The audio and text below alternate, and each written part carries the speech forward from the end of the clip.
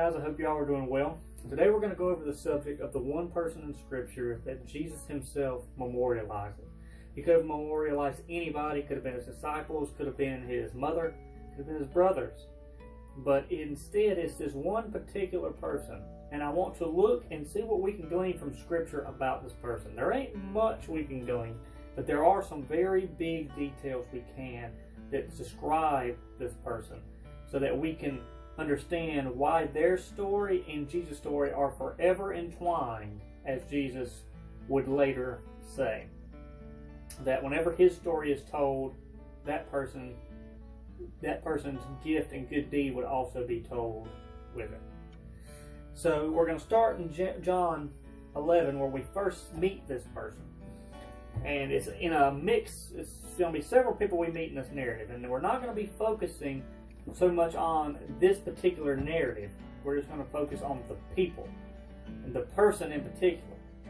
And then we'll go from there. So I would love to do a video in the future on Lazarus and Jesus raising him from the dead. But for the time being, let's look at character traits. Let's look at these people.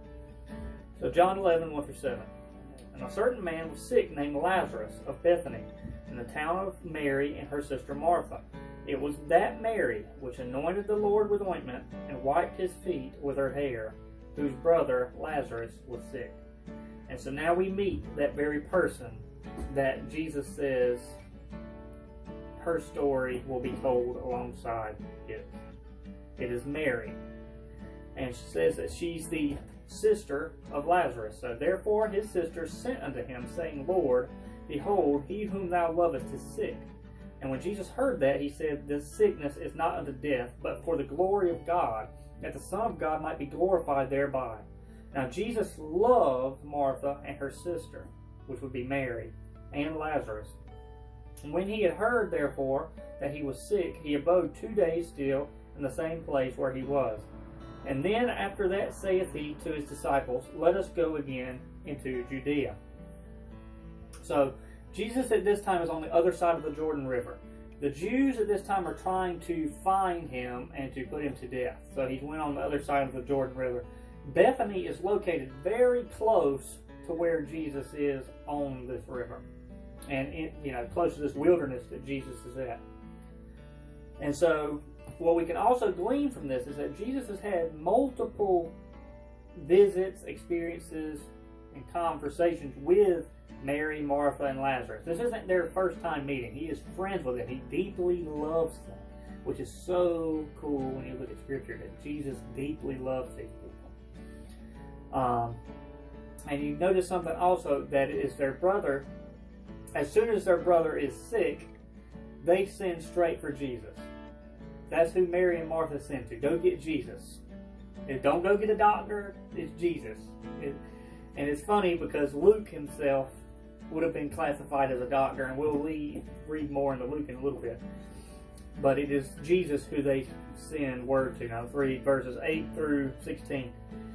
And his disciples said unto him, Master, the Jews of late sought to stone thee, and goest thou there again? And Jesus answered, Are there not 12 hours in a day? If any man walk in the day, he stumbleth not, because he seeth the light of this world. But if a man walk in the night, he stumbleth, because there is no light in him. These things said he, and after that he saith unto them, My friend Lazarus, my friend. That's very cool. Our friend Lazarus sleepeth, but I go that I may awake him out of sleep. And his disciples then said his disciples, Lord, if he is asleep, he shall do well. We're going to look a little bit, just touch on this, but his disciples are always misunderstanding Jesus. Always. There's very few times when they're like, they get it until after the fact. Howbeit Jesus spake of his death, and they thought that he was spoken of him of taking rest and sleep. And then Jesus said unto them plainly, Lazarus is dead. And I am glad for your sakes that I was not there, to the intent ye may believe. Nevertheless, let us go unto him. Then said Thomas, which is called Didymus, unto his fellow disciples, Let us go also, that we may die with him. So the Jews are seeking to kill Jesus, and his disciples pleaded with him, Don't go back into Judea. They're going to kill you. Don't go there. But Jesus goes anyway. And he says, it's interesting that he says, it is better that this had happened when I wasn't there, because Jesus is basically saying I would have probably healed Lazarus before he ever died. But it is better this way so that they will understand just who Jesus really is. This is an extremely important, pivotal moment. And it would be coming either right before or right after the transfiguration that takes place in the other Gospels. And so Jesus is going to do this so that they can see who he really is. That's why he waited. And it's also very interesting to note, we always think of Thomas as doubting Thomas. But in this instance, it is Thomas who says, let us go so we may die with him. He's talking about Jesus. Jesus is going into Judea, which they think is going straight to his death. And Thomas is like, well, let's go die with him. So that is interesting. We don't usually give Thomas credit like he deserves. But that is just something to add on to. So let's look in chapter 11, verse 17 through 20. And then when Jesus came, he found that Lazarus, had laid in the grave 4 days already. Now Bethany was nigh unto Jerusalem, about 15 furlongs off. And many of the Jews came to Martha and Mary to comfort them concerning their brother. And then Martha, as soon as she had heard that Jesus was coming, sent and met him. But Mary sat still in the house. So Jerusalem is where Jesus is. The people are really looking for Jesus. This is the place at the temple where Jesus had just cleared out the temple, and run all the money changers out. He went in there and basically showed up, or outshowed, the Pharisees, the Sadducees, and all of them. And so they're really looking for him in Jerusalem.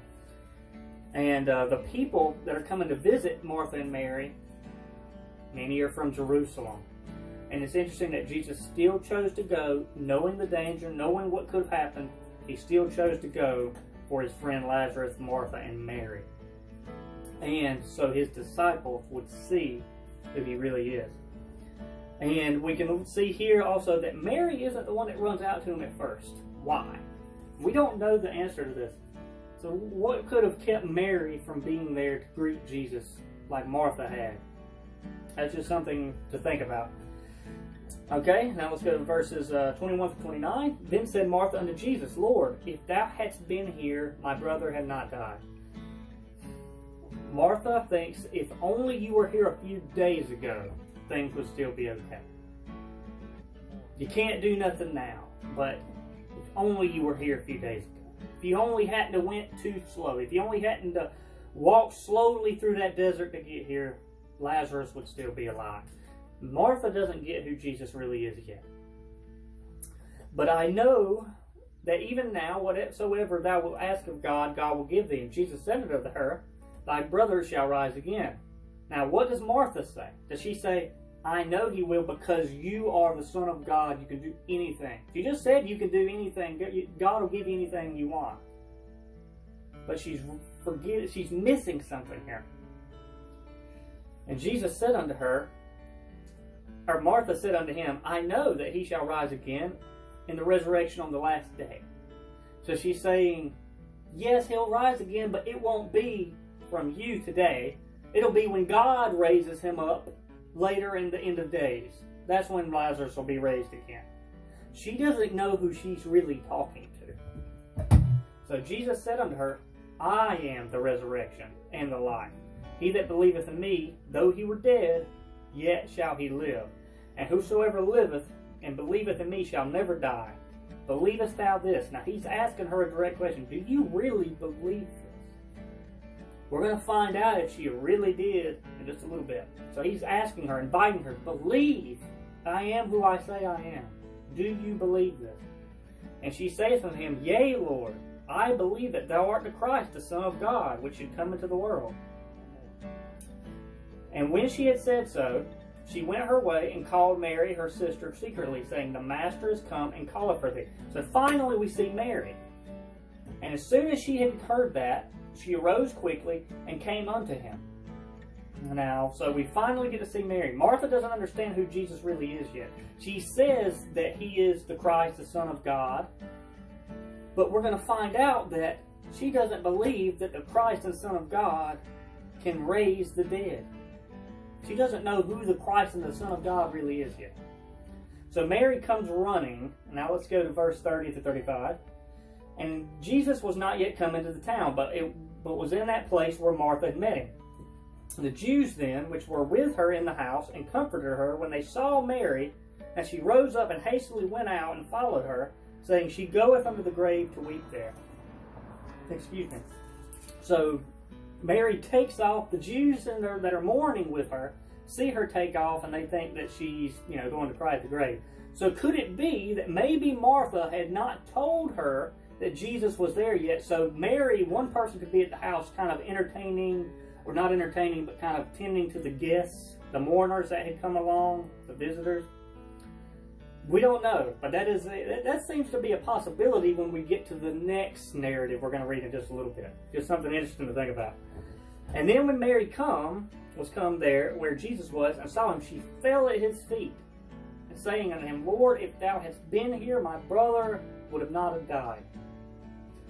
And when Jesus therefore saw her weeping, and the Jews also weeping, which came with her, he groaned in the spirit and was troubled, and said, Where have ye laid him?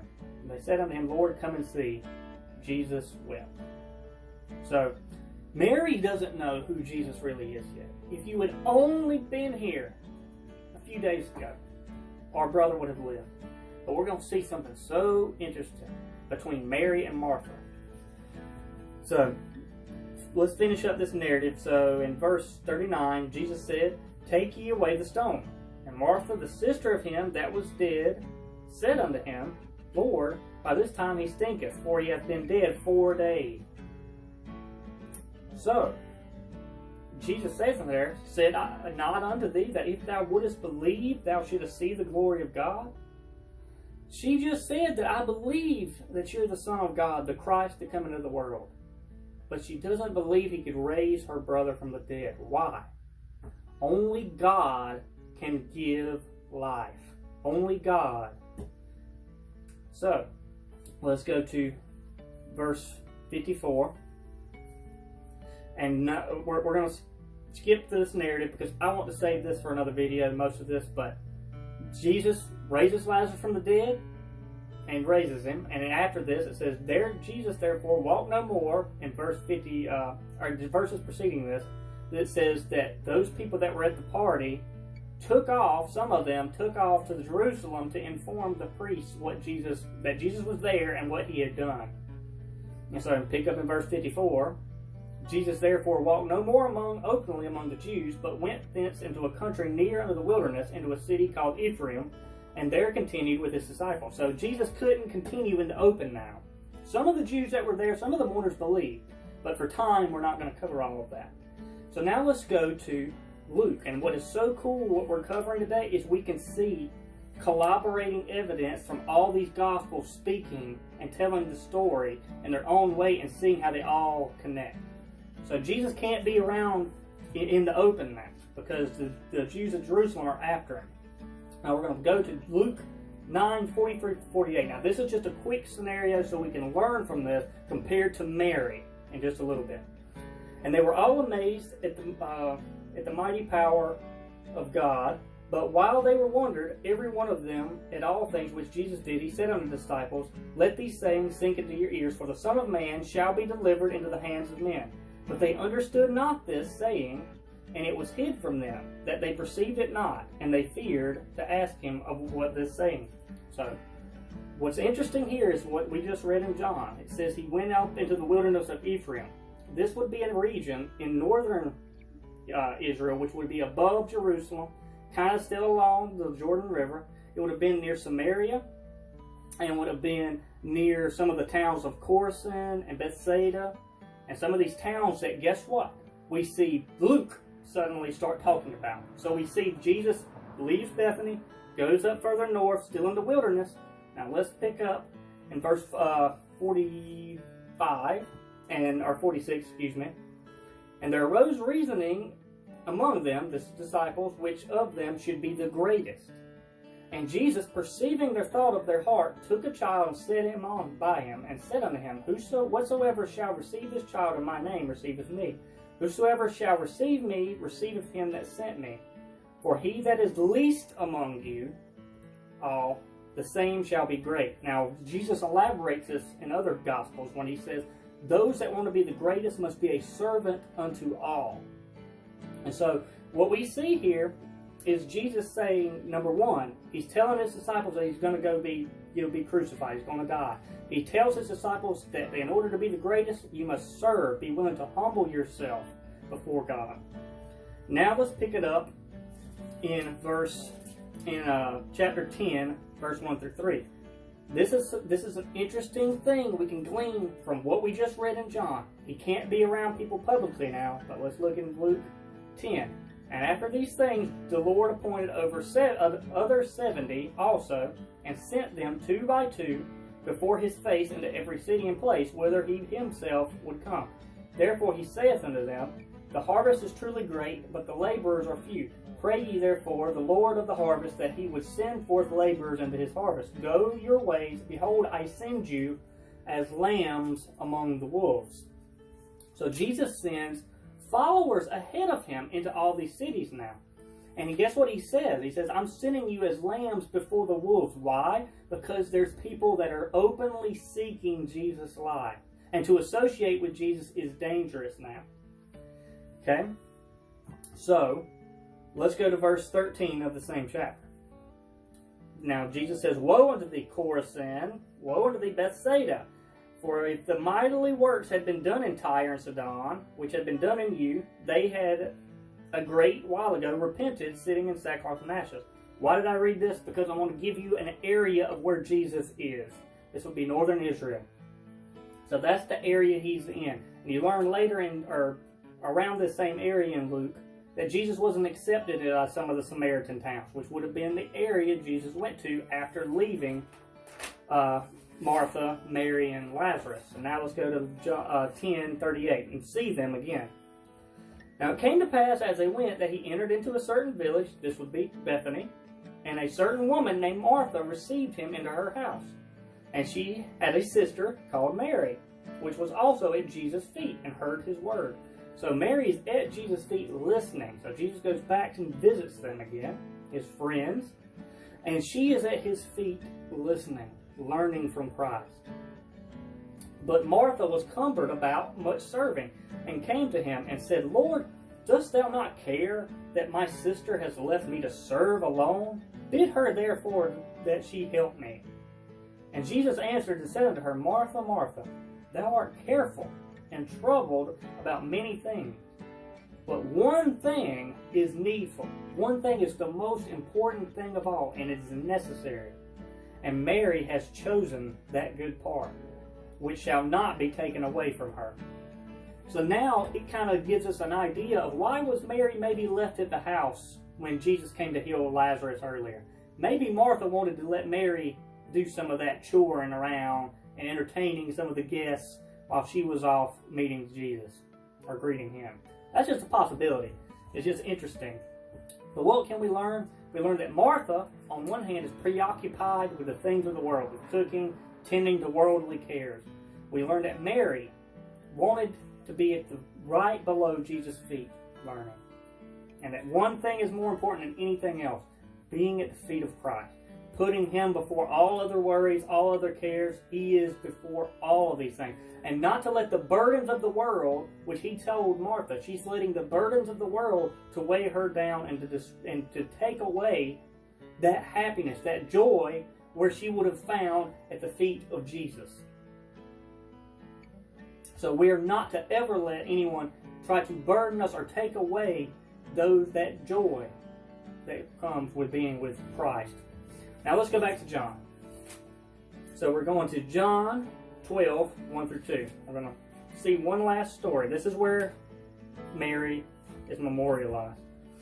And then Jesus, 6 days before the Passover, came to Bethany again. So he comes back again, where Lazarus was, which had been dead, whom he raised from the dead. And there they had made him a supper, and Martha served.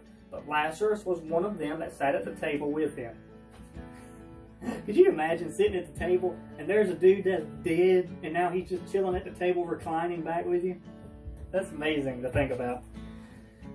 And so we learn from Mark that they're actually not in Martha and Lazarus' house. They're in a guy named Simon the leper's house, but Martha is cooking.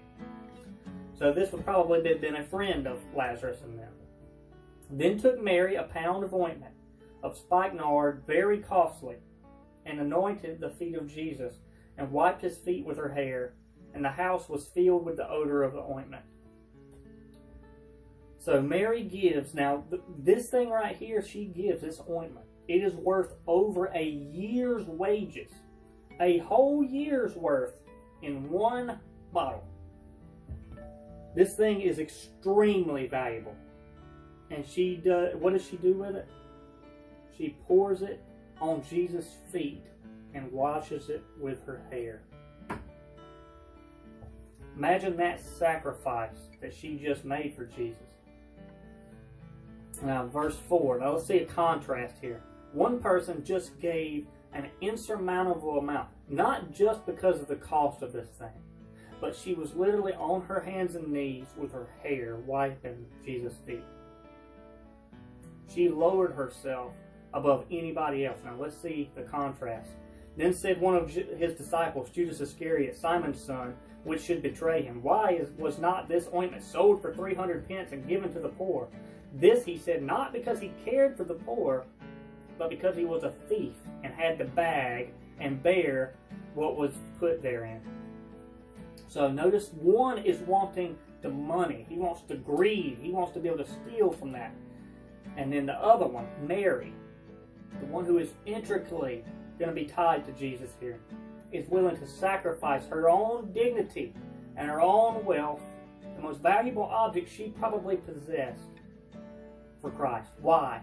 Because she had found that one important thing that she would not let go of. Judas was the total opposite. Too many people have the mind of Judas now. It's all about, I want, Lord give me, Lord give me, Lord give me. Instead of, Lord, what would you ask of me? Lord, what can I give? What can I do? Now, let's go to Mark and finish up. Same story, just a couple more details. Okay, Mark 6 through 9. And Jesus said, leave her alone. Why trouble ye her? She hath wrought a good work on me. For ye have the poor with you always, and whensoever ye will, ye may do them good. But me ye have not always. She hath done what she could. She is come aforehand to anoint my body to the burying. Verily I say unto you, wheresoever this gospel is to be preached throughout the whole world, this also that she hath done shall be spoken of, for a memorial of her. So you remember what we talked about with the disciples? Remember what Jesus told them? He was going to die, and they didn't get it. They never get it. Whenever Jesus talks about that, I'm going to Jerusalem to die, their mind is, Jesus is going to beat the Romans. He's going to be proclaimed king. We're going to be his right-hand man and be ruling the world. That's what they're thinking. Jesus keeps telling them over and over he's going to die, and they don't get it.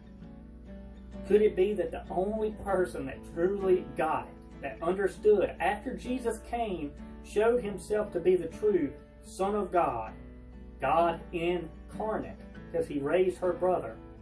Could it be that she's the only one that figured it out, that really understood Jesus is about to go die for us? Because she was willing to do this for him. And so she is memorialized forever for this gift to God. And I want to thank you to think about something else that's important. Do you remember what we talked about with the disciples? They're arguing about during that time, just before that time, who's the greatest? Who's going to sit at your right hand? Can John and James, can we sit at your right hand in glory? And Jesus tells them, you don't know what you're asking. Because he's talking about, Jesus is going to the cross. You don't know what you're asking. You're asking to be up on the cross next to me. They don't know what they're asking. Not at that point. Later on, they figure it out after the resurrection. But they're arguing about who's the greatest. Who's going to be the one in charge of the new kingdom. And then, right after this, guess what it is? The Last Supper. And you see Jesus is washing their feet. So here's the interesting thing. Little Mary, she's the one who is memorialized, not the disciples, not Martha. It's Mary. Because she's the one that lowered herself before God, lowered herself before as the lowest it could be, giving everything she had to the point of being a servant to all, wiping his very feet with her hair.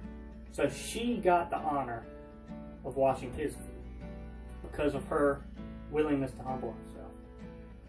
So thank you guys so much for listening. I hope that this was a blessing, and it shows you just how important that one thing is in our life, and to never let anybody take it away. And that is Christ Jesus. Thank you guys. I hope y'all have a great evening. I'll catch y'all next time. God bless.